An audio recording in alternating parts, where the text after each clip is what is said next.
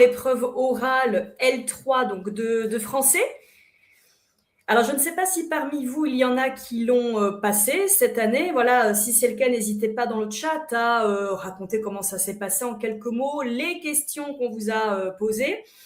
Donc, je le rappelle, l'épreuve d'oral de français pour le concours L3, vous avez 1 heure de préparation et ensuite, vous avez à faire devant le jury un exposé de 20 minutes. Je vais revenir sur ces 20 minutes parce que pour avoir fait passer de nombreux candidats pour des oraux blancs et avoir eu des retours, des vrais oraux de la part des candidats, les 20 minutes d'exposé peuvent se montrer très longues. Alors, je ne sais pas si pour certains, voilà, s'il y en a qui ont fait les oraux cette année, n'hésitez pas à partager votre ressenti. 20 minutes qui paraissent interminables parfois pour certains. Et ensuite, vous avez un entretien avec le jury pendant 40 minutes. Et ces 40 minutes, elles sont divisées en 2 temps. D'abord, nous revenons sur ce que vous avez dit dans votre exposé, soit pour vous faire revenir sur vos propos en cas de mauvaise interprétation ou d'erreur, soit pour approfondir quelque chose que vous avez dit et qui a été peut-être un peu survolé ou traité de manière superficielle. Et puis après, dans un second temps avec le jury, eh bien, on va dépasser les questions, on va dépasser le cadre de ce que vous avez présenté dans votre exposé. Je veux dire par là qu'on peut vous amener, on va vous amener sur d'autres notions en français. Donc, ça veut bien dire qu'il ne faut faire l'impasse sur rien du tout dans les révisions du programme, puisque on va vous amener sur d'autres pistes. Je vous donne un exemple. Si dans votre exposé, vous avez parlé des valeurs des temps de conjugaison, on peut totalement, dans l'entretien avec le jury, vous faire parler sur les natures et les fonctions, les points de vue du narrateur, du lexique. Vous voyez, donc en fait, il ne faut faire l'impasse sur rien du tout dans le programme. Je regarde juste dans le chat en même temps. Pour les mises en situation L3, alors là, je crois que c'est pour toi, ça, Béatrice. On m'a vraiment demandé d'expliquer ce que je ferai en cours de façon très détaillée. Peut-être que tu veux répondre, Béatrice, comme ça on évite de se perdre dans les messages. Je ne sais pas si tu vois le chat. Ouais. Oui. Je reviens après sur ce que je disais. Oui. Ouais. Alors, je sais même en EPS, j'ai eu des retours où on a demandé vraiment du positionnement pratico-pratique. C'était la première année. Donc, peut-être que ça nécessite aussi des ajustements. Voilà, c'est ça la difficulté. Normalement, on n'est pas du tout dans du pratico-pratique de terrain là-dessus. Mais effectivement, hein, Isabelle, j'ai entendu pareil. Alors, non pas au niveau des MSP, mais on m'avait fait un retour au niveau de l'EPS où on avait vraiment questionné et sur le terrain, comment vous le mettez en place. Donc ça, la difficulté en fait, c'est que en fonction des académies, des fois il y a des voilà, ça a été interprété différemment. Et normalement, on est vraiment sur des notions générales. Je te rejoins, Béatrice, du coup, ça fait une parfaite transition. C'est pareil en français. Normalement, en L3, on ne vous demande pas de vous projeter dans un contexte classe. Mais pour autant, je sais avec des retours de certains candidats et de ce que j'ai fait passer moi comme oraux blanc, on peut quand même vous interroger sur les programmes de français de tous les niveaux d'école primaire. Donc, en fait, moi, les 2 conseils que je vous donnerai, c'est dans votre programme de révision pour l'oral de français L3, révisez bien toutes les notions que vous avez déjà révisées pour les écrits. Donc, normalement, il n'y a pas de nouveauté. Vous révisez exactement la même chose que pour les écrits, toutes les notions en linguistique, en grammaire, en lexique, en culture littéraire. Vous révisez les mêmes notions que les écrits et en plus, apprenez les programmes de français, de CP, CE1, CE2. Le jury peut vous poser une question. Moi, j'en ai déjà posé comme question en oral blanc. Par exemple, est-ce que, je ne sais pas, c'était sur le passé simple. Il y avait une question sur le passé simple à un moment. CM2, un dossier qui traitait donc d'une production d'élèves en CM2. Je me suis permis de demander aux candidats, est-ce qu'en CM2, on apprend le passé simple aux élèves ? Voilà. Donc, préparez-vous à ce genre de questions.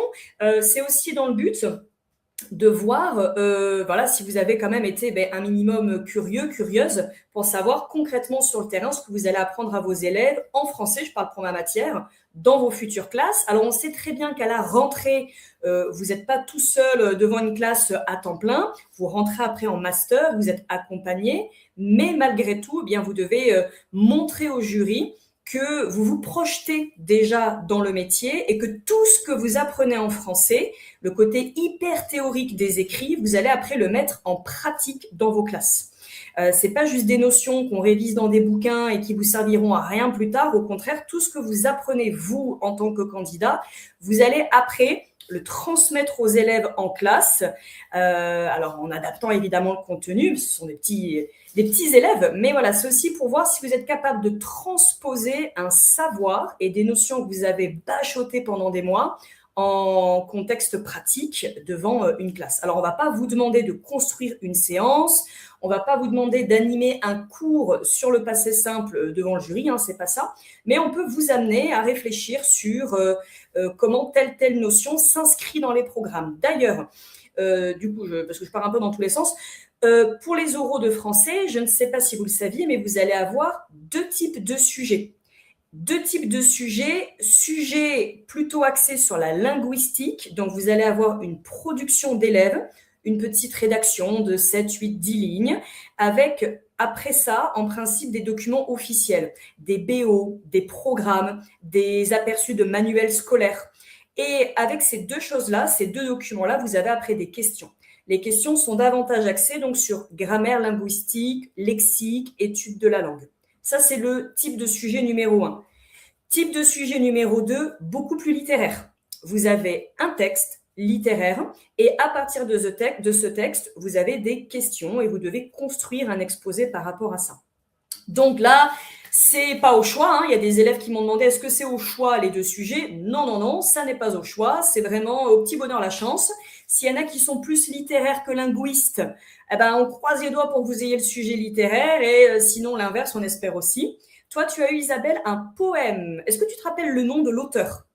En principe, on vous met des bons gros classiques pour le sujet plus littéraire. Moi, j'ai entraîné des candidats sur du La Fontaine, sur du George Orwell, des bons gros classiques, du Victor Hugo, des choses comme ça. Voilà, si tu peux retrouver, Isabelle, le titre, enfin le nom de l'auteur. Voilà, donc deux types de sujets qui, en fait, les candidats, ça ressemble à ce que vous avez à l'écrit. L'écrit de français en L3 ou même en M2, d'ailleurs, vous avez une partie étude de la langue lexique et une partie réflexion et développement, culture littéraire, culture générale. Donc, en fait, les oraux sont à l'image des écrits. Un côté linguistique, lexicologie et un côté plutôt littéraire. Voilà. Et c'est vrai que le français, c'est très complet. C'est une matière fantastique. C'est pour ça que je l'enseigne avec passion. Parce que c'est pas que le passé simple, les accords du groupe nominal, etc. C'est aussi le côté, la dimension littéraire. Transmettre des textes, c'est ce que vous ferez avec vos élèves plus tard, transmettre des textes. Donc, il faut vraiment vous préparer pour les deux. Une autre chose aussi très importante, je parle beaucoup, mais il ne faut pas hésiter à m'interrompre dans le chat si vous avez des questions. Les 20 minutes d'exposé. Alors, je ne sais pas si parmi vous, il y en a qui sont passés cette année. 20 minutes, c'est long. J'ai fait passer une dizaine d'élèves en oral blanc. En principe, les élèves tiennent entre 12 et 15 minutes. Ah, André Chédid, exceptionnel. Très bien, le chantier du poème. Ouais, super, André Chédid. C'est la grand-mère de Mathieu Chédid, le chanteur M. Je ne sais pas si vous saviez. Chaque fois que je dis ça à mes élèves, j'ai l'air d'une vieille, ils ne savent même pas qui est Mathieu Chédid. Donc voilà, ça ne sert à rien, mais vous, en tout cas, je vous le dis. Oui, André Chédid, c'est super ça. Et du André Chédid, on en fait pas mal aussi en primaire, parce qu'elle a écrit des poèmes justement qui sont très accessibles pour des élèves d'école primaire. Donc voilà, oui, André Chédid, un gros classique. Je reviens donc sur l'exposé qui dure 20 minutes et en principe, et au bout de 12-13 minutes, 15 vraiment pour les plus bavards, ça a été difficile pour certains candidats de tenir plus que ça. Ah oui, tu as eu 20, waouh, super, 20 sur 20. Ah ouais, c'est une super note. Bravo. Tu te rappelleras d'André Chédid longtemps comme ça. Les 20 minutes, c'est long. Alors, en fait, le gros piège, c'est, que vous ayez un sujet linguistique ou un sujet littéraire, vous allez avoir quelques questions. Quand je dis quelques questions, c'est à peu près 6, 7, 8 questions, dont certaines sont très, très courtes. Vous allez avoir, par exemple, une petite question 2A, relever dans la production de l'élève les synonymes et les antonymes. Point. Voilà. Et puis, question B, ça va être... faites la décomposition du mot impossible qu'on retrouve à la ligne 2 de la production de l'élève. Point. Et en fait, c'est une série de petites questions comme ça, on se dit, mais en fait, déjà, c'est des questions qui sont globalement faciles. Si vous avez eu les écrits, les questions aux oraux ne devraient absolument pas vous poser problème. Elles n'ont rien de plus difficile que les écrits. Et c'est surtout des questions auxquelles on répond très, très vite. En 5 minutes, c'est fait. Le piège, c'est de ne se contenter que de répondre à ces questions de manière très scolaire, comme ce que vous auriez fait sur votre copie à l'écrit. En réalité, les questions, elles sont là pour vous guider et pour construire un exposé par rapport à ces questions. Je dis bien construire un exposé, ça ne veut pas dire construire un cours. On ne vous demande pas de construire une séance devant vos élèves, mais on vous demande de construire une réflexion. Quand on vous parle des synonymes, des antonymes, de la dérivation, en fait, il faut réussir à construire une présentation autour de ces notions-là, et les questions vous guident d'une notion à une autre, mais il ne faut pas vous interdire et vous empêcher d'aller plus loin que ce que les questions vous donnent comme information. Il ne faut vraiment pas hésiter à aller plus loin. Par exemple, je ne sais pas, une production d'élèves où on demande à l'élève de raconter une situation de la vie de tous les jours où il est passé d'une émotion à une autre. Moi, j'ai eu ça il y a quelque temps pour des oraux blancs. L'élève devait raconter qu'il est passé, par exemple, de la peur à la joie dans une situation inventée ou vécue. Bon. Et toutes les questions tournaient autour de les synonymes de la peur, les antonymes de la peur, la construction du mot malheureux. Bon. Et les candidats qui ont répondu simplement à ces questions-là de manière très scolaire ont tenu 11 minutes, 12 minutes à peine. Il y en a même qui ont fait moins. Et on se retrouve un petit peu là à se regarder en chien de faïence, à se dire, bon, ben voilà, j'ai fini, maintenant, qu'est-ce que je fais ? Ce qu'il faut faire, c'est aller un peu plus loin. Par exemple, là, quand on demande à un élève de développer du vocabulaire, du lexique pour exprimer des émotions radicalement opposées, la peur et la joie, eh bien, en réalité, on permet à l'élève d'étoffer son vocabulaire, de préciser sa pensée. On lui permet de mettre des mots sur des émotions, parce qu'attention, la peur, il y a toute une palette dans la peur. Il y a la crainte, il y a la terreur, il y a l'appréhension, il y a l'anxiété. Vous voyez, ce n'est pas le même degré d'intensité dans l'émotion. Donc, ça permet aussi, ce travail sur la langue permet surtout à l'élève d'entrer en situation de communication avec les autres, avec les adultes, et puis de bien préciser, de mettre des mots concrets, précis sur ce qu'il ressent. Au-delà du simple vocabulaire qu'on fait avaler aux élèves et de qu'est-ce qu'un synonyme, qu'est-ce qu'un antonyme. Vous voyez, donc, essayez d'ouvrir en fait votre réflexion et vous répondez à la question simplement dans un premier temps et dans un second temps, vous allez un peu plus loin. Quand on enseigne, il y a toujours un but qui est autre que l'aspect purement scolaire. On apprend aux élèves à affiner leurs pensées, à mettre des mots précis sur ce qu'ils ressentent. On leur apprend à penser, on leur apprend à comprendre des notions abstraites. Vous voyez, il y a autre chose que le côté purement scolaire quand on enseigne. Donc, toutes ces questions-là, elles sont là pour vous guider dans votre exposé, mais surtout, il faut aller plus loin que l'aspect je réponds à une question hyper simple sur les antonymes et je passe à la suivante. Voilà, il faut donner un peu de dimension, un peu de relief, un peu de profondeur à toutes ces questions qui paraissent très simples en apparence. Dernier conseil, faites une introduction et une conclusion. Dans l'introduction, je vous conseille de relire les documents. Alors, le sujet littéraire, il est marqué noir sur blanc que vous devez lire le texte à voix haute. Mais dans le sujet plutôt linguistique, lexicologie, on ne vous demande pas clairement de lire la production de l'élève, par exemple. Faites-le. Prenez cette liberté de lire à voix haute devant le jury la production de l'élève. Lisez ensuite le document B qui est en principe, comme je vous ai dit, des extraits de programme, de bulletins officiels. Lisez-le également à voix haute et vous intégrez ça dans votre introduction. Dans l'intro, pensez à problématiser. Le but d'un exposé, c'est pas d'enchaîner des réponses à des questions comme si on faisait une liste de courses sur laquelle on marquerait du pain, du beurre, du lait et du sopalin. Faut vraiment créer de la cohérence et de la cohésion entre vos différentes questions, enfin les réponses que vous apportez aux questions, et vous devez problématiser dans l'introduction. En gros, quand vous prenez un peu de recul sur les questions, qu'est-ce qu'on cherche à faire à l'élève ? Là, je vous parle du côté sujet linguistique. Qu'est-ce qu'on cherche à faire à l'élève à travers cette série de questions et la production qu'on m'a donnée ? Et vous problématisez dans l'intro. Pareil côté sujet plutôt littéraire. À travers le texte de George Orwell, 1984. Pourquoi est-ce qu'on me met ce texte-là ? Quelle est la réflexion qu'il y a derrière ce texte ? Et qu'est-ce que je vais pouvoir apporter, moi, futur instituteur, institutrice, à mes élèves si j'aborde ce genre de texte. Alors, George Orwell, c'est compliqué pour des élèves de primaire, bien qu'il y ait des petits passages qu'on pourrait faire étudier à des CM1, CM2, mais ce genre de texte dystopique, les dystopies, c'est quelque chose qu'on peut complètement montrer aux élèves. Pourquoi j'ai George Orwell? Qu'est-ce qu'il y a derrière?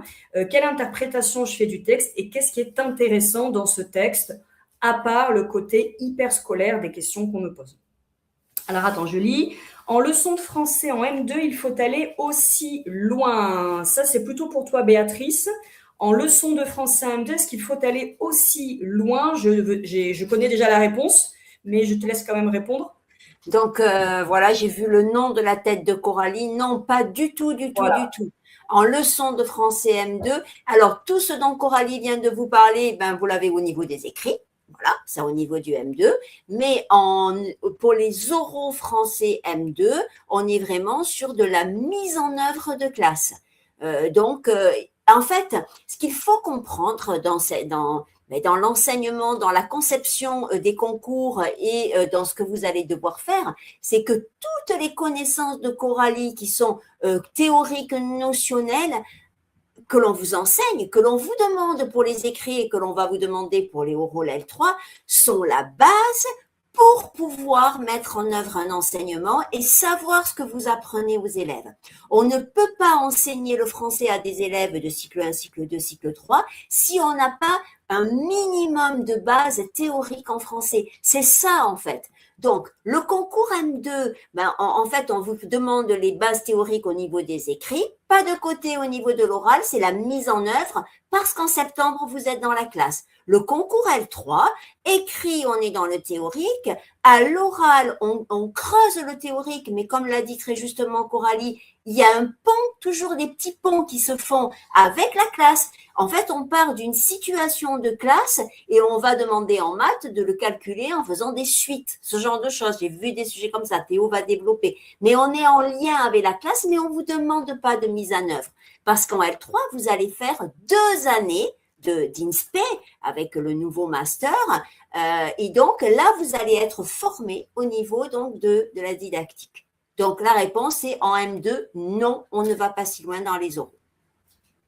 Je réponds à la question d'Isabelle. Est-ce qu'on suit quand même les questions ou bien on peut y répondre dans le désordre si nécessaire pour faire des sous-parties? Alors, il y a plusieurs personnes qui m'ont posé la question. J'attends aussi de voir les rapports de jury, les retours des candidats encore. Moi, Isabelle, je te dirais que oui, tu as le droit de le faire à partir du moment où tu justifies toutes tes démarches. Ce qui serait un peu bizarre, c'est que tu le prennes la liberté sans le dire au jury, tu vois, que tu fasses dans le désordre sans le dire. Mais si dans ton introduction, tu dis « je vais dans un premier temps traiter telle question parce qu'elle porte sur telle notion en français et après je ferai celle-ci et celle-ci parce qu'on va partir sur autre chose », pour moi, ça me paraît très pertinent et tout à fait judicieux. Il faut juste que tu le verbalises. C'est pour ça que les 20 minutes d'exposé, en fait, elles paraissent très longues pour ceux qui, finalement, se contentent juste de répondre aux questions de manière scolaire. Mais si on fait une intro dans laquelle on lit les documents, on problématise, on annonce un plan, on répond ensuite dans le développement à des questions de manière d'abord scolaire, puis dans un second temps, on leur donne du sens, de la dimension et du relief. On va plus loin que ce qu'on nous demande exclusivement. Et après, enfin strictement, et après on termine par une conclusion qui reprend l'ensemble de ce qu'on a dit. Honnêtement, les 20 minutes, on peut les atteindre. On peut vraiment les atteindre. Concernant les sujets littéraires, doit-on raccrocher le texte au programme de primaire? Si oui, le lien peut-il être assez loin? Alors attends, je réponds à ta première question. Isabelle, ça je le ferai si le jury te le demande lors de l'entretien. Pendant ton exposé, ne prends pas le risque de raccrocher au programme. Ça ne sera pas mentionné dans les questions. Les questions, on ne va pas te demander, question 3B, à quelle entrée du programme ce texte correspond-il en CM1? Tu vois, on ne va pas te demander ça dans les questions à l'écrit, pendant ton exposé, mais on peut peut-être te le demander lors de l'entretien avec le jury. Donc là, tu le feras à ce moment-là si le jury t'invite à partir sur cette piste. Si oui, le lien peut-il être assez lointain? Si le texte est trop difficile, oui, pour être étudié en primaire, oui. Je reviens sur l'exemple de George Orwell, 1984. C'est plutôt quelque chose qu'on fait quand les élèves sont plus grands. Néanmoins, toutes les thématiques et les problématiques derrière, la censure de la parole, l'importance des mots, le contrôle des individus dans les sociétés, dans le monde, les interdits, toutes ces choses-là, les restrictions, la privation de liberté, la liberté d'expression dans 1984, tout ça, ce sont des thématiques hyper précieuses qu'on étudie en primaire. Donc, il faut, voilà, peut-être pas le texte en lui-même, Isabelle, est accessible à des élèves de primaire, mais les thématiques qu'il y a derrière, oui, adaptées à un public de primaire. Et évidemment, on n'aborde pas la liberté d'expression en CM1 comme moi je le fais avec mes élèves de troisième ou de seconde, évidemment.